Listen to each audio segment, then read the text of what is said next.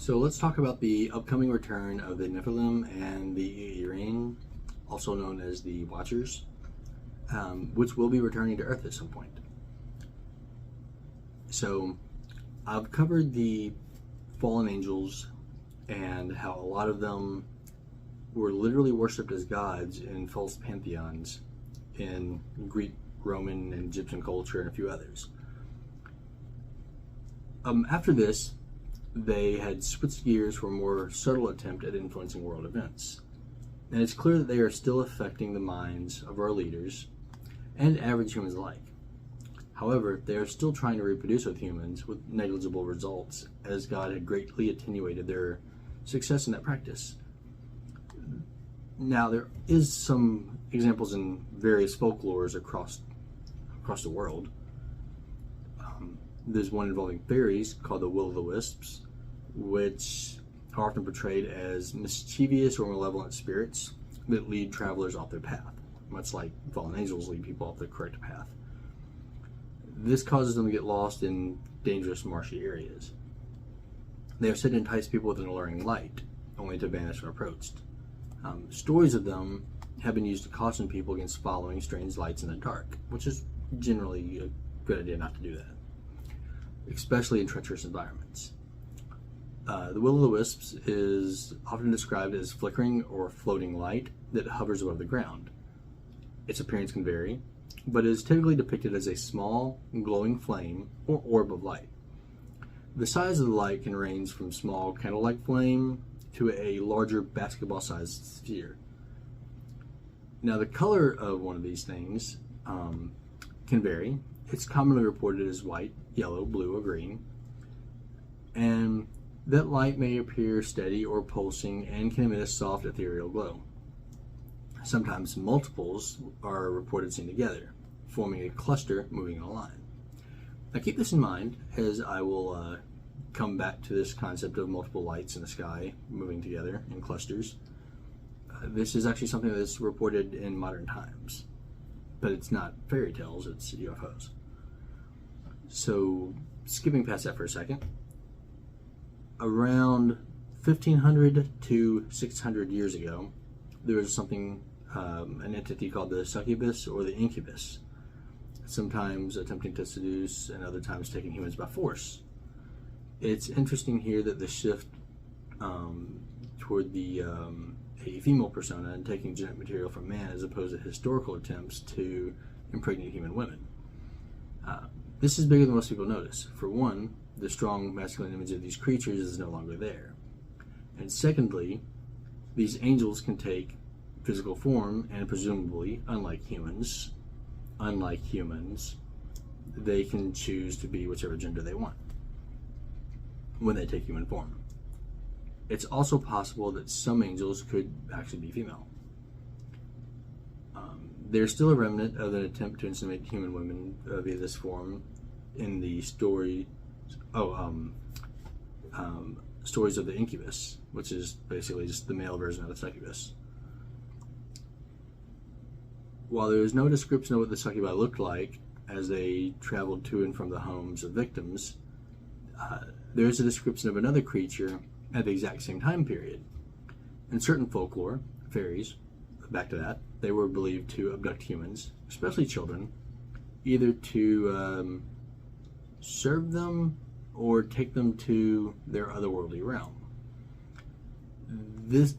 They can also offer guidance, especially in natural settings like wooded areas. They may provide assistance or offer advice to people. One key thing that they take people to an otherworldly realm when abducting them. This is also just like UFOs. And people sometimes come back changed. There's actually the whole mythology of something called a changeling. Just as the Will-o'-the-Wisps led people off their path, modern lights in the sky have caused people to drive off the road or wander into fields or woods. This is called a UFO. We just see unidentified flying lights in the sky. There's no explanation for what they are, just as it's always been. People have made up concepts and different names to call them, like the Fae, fairies,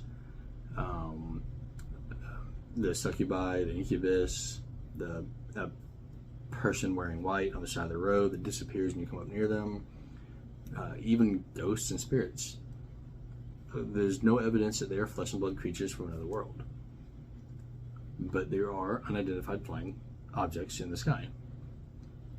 So we've seen in each of these interactions how these entities have degenerated over time from being worshipped as literal manly gods with the apparent power and strength to back up these false claims, to being infertile, spindly, weak shadows of their former selves, known as the fairies. And now we see similar spindly, weak shadows of these creatures as these scrawny little gray aliens people talk about. You often hear the phrase, as in the days of Noah, associated with the end times events. And this expression originates from the New Testament, specifically the Gospel of Matthew, chapter 24, verses 36 through 39. In this passage, Jesus is talking to his disciples about the signs of the second coming and the end of this age. But he says, concerning this day and hour, no one knows, not even the angels in heaven, nor the Son, but the Father only. For as were there in the days of Noah, so will there be coming of the Son of Man. For as in those days before the flood, they were eating and drinking, marrying and giving in marriage, until the day Noah entered the ark. They were unaware until the flood came and swept them all away. So it will be the coming of the Son of Man.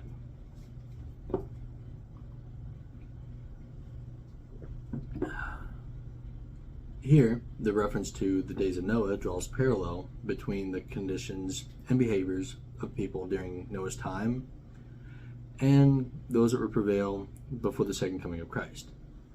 The narrative of Noah's Ark is found in the book of Genesis, chapters 6 through 9, where God instructed Noah to build an ark to save himself, his family, and various other animals during a worldwide flood that would cleanse the earth of its wickedness, including the Nephilim. The key characteristic highlighted here is the days of Noah, was that people lacked awareness or readiness of the impending cataclysmic event due to their preoccupation with mundane activities. Consider something like an asteroid heading directly to Earth. Life just goes on and no one understands it's happening. Let's not forget that the Nephilim walked the earth in the days of Noah, and fallen angels practically ruled it alongside human governments. Although these human governments were likely puppet governments, much like how Russia deals with its neighbors. They're not really real countries. Russia's evilly influencing them. You can see a lot of this in what's going on in current events in Eastern Europe right now. And all this happened before, back in the days of Noah. So why would the Nephilim be so important to the goals of these fallen angels? God had limited the fallen angels' power to interact with and destroy the earth. But in the half-physical children that they produced, they can interact in a more physical way, at least in theory. The Earring, the Watchers, could pass orders down to their half-human, half-divine children and rule once more, only by proxy this time. In our modern world, we have the technology and ability to bring back extinct life forms. There have even been some very misguided attempt to breed superhumans,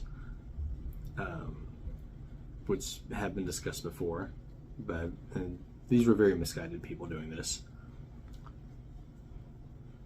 And we can see that the persistence that they still maintain an attempt to reproduce with humans very easily. Simply go into any conspiracy theory forum and type in the words human hybrid. And you will see that they are still working, just under a new identity. These hybrids are the Nephilim. They've also been called, in ancient Greek, they were called heroes. Think like Hercules and other half-human, half-god beings. A lot of the pharaohs of Egypt were considered to be these. So basically, the heavenly parents were the Irene, the Watchers, which often claim to be gods, and the mothers were usually human women, as they've always been, just under other names. So it's important for believers to stay vigilant, spiritually prepared, and focused on their faith, rather than getting entangled in worldly distractions. We need to study these important spiritual topics so that we can know what to look out for. And it signifies a need for believers to recognize the signs of the times and to live in a state of readiness for the fulfillment of God's ultimate plan. The comparison also underscores the idea of divine judgment and the importance of heeding God's warning to avoid spiritual complacency. So we see the fallen angels claiming to be gods, and then as time goes by, we see them as slightly weaker and usually less masculine creatures, like the succubus and incubus, and then we see them get more spindly and weaker as fairies, which at least still have the ability to fly. And then we see them as the gray aliens, which are still weak and spindly but lack the ability to fly, and their only good quality is their minds. They still have the intellect of a divine being. They just simply cannot interact in our realm. That's why you often see stories of UFO abductions where people mention Jesus Christ's name, either as Jesus, Yeshua.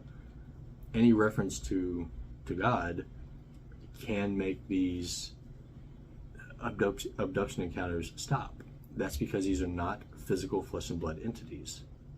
They are simply fallen angels and their demonic children trying to reproduce bodies to take over the earth.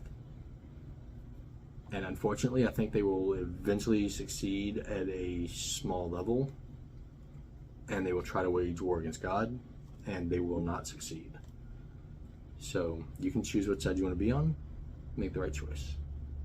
And always, have a blessed day. And don't forget to like and subscribe if you liked this content. And let me know in the comments what you did or did not like about it, and what you did or did not agree with. Thank you.